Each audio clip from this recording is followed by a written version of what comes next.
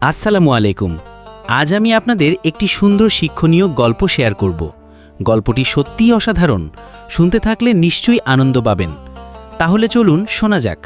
রাশিদ ছোটবেলা থেকেই দুরন্ত ও স্বাধীনচেতা ছিল।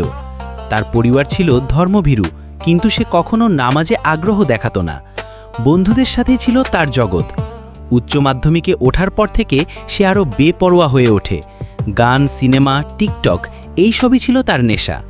নামাজ তো দূরের কথা, তার আচরণেও ইসলামের কোনো ছাপ দেখা যেত না। একদিন তার বাবা তাকে ডেকে বললেন, বাবা, তুমি জানো এই জীবন ক্ষণস্থায়ী, আমরা সবাই একদিন চলে যাব, কিন্তু প্রশ্ন হলো কি নিয়ে যাব। রাশিদ বিরক্ত হয়ে বলল, আব্বা, এসব পুরনো কথা, এখন সময় বদলেছে, জীবন উপভোগ করার জন্য এসেছে। বাবা কিছু না বলে উঠে গেলেন। তবে সেই রাতে একটি ঘটনা ঘটে যা রাশিদের জীবনটাই বদলে দেয়। রাশিদ এক রাতে তার বন্ধুদের সাথে ঘুরে বাসায় ফিরছিল। হঠাৎ রাস্তার মোড়ে এক ভয়াবহ দুর্ঘটনার মুখোমুখি হয় সে। একটি গাড়ি দ্রুত গতিতে এসে তাকে ধাক্কা দেয়। যখন তার চোখ খোলে, সে দেখে সে একটি হাসপাতালের বেডে শুয়ে আছে। তার শরীরের অনেক জায়গায় আঘাত লেগেছে। ডাক্তার বললেন, তোমার জীবনের বড় একটা সময় বিছানাতেই কাটতে পারে, তুমি সৌভাগ্যবান, বেঁচে গেছো। রাশিদ সেই রাতে অনেক ভেবেছিল। বারবার বাবার সেই কথাটা মনে হচ্ছিল, কি নিয়ে যাব। তখনই সে তার জীবনের দিক পরিবর্তনের সিদ্ধান্ত নেয়। ধীরে ধীরে সে নামাজ শুরু করলো, কোরআন পড়তে লাগলো।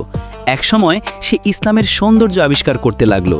হৃদয়ে এক অনন্য শান্তি অনুভব করত। তার বাবা তাকে দেখে বললেন, বাবা, তুমি তো সত্যিকার রাশিদ হয়ে উঠেছ, সঠিক পথে চালিত। রাশিদ হেসে বলল, আব্বা, দুর্ঘটনা আমার জীবনে ছিল রহমত, যদি সেটা না ঘটতো আমি আজও অন্ধকারে থাকতাম।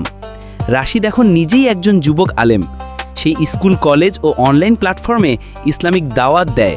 সে বলে, আমি ছিলাম অন্ধকারে, কিন্তু আল্লাহ আমাকে আলো দেখিয়েছেন। প্রতিটি বিপদে থাকে হিদায়েতের সম্ভাবনা, যদি মনটা খোলা থাকে। শিক্ষা: জীবনে বিপদ আপদ অনেক সময় আল্লাহর পক্ষ থেকে এক বিশেষ বার্তা। যে ব্যক্তি সেই বার্তা বুঝতে পারে সেই সফল। নামাজ, কোরআন ও ঈমানের পথে ফিরে আসা কখনো দেরি হয়ে যায় না, যদি অন্তরটা ফিরে আসে।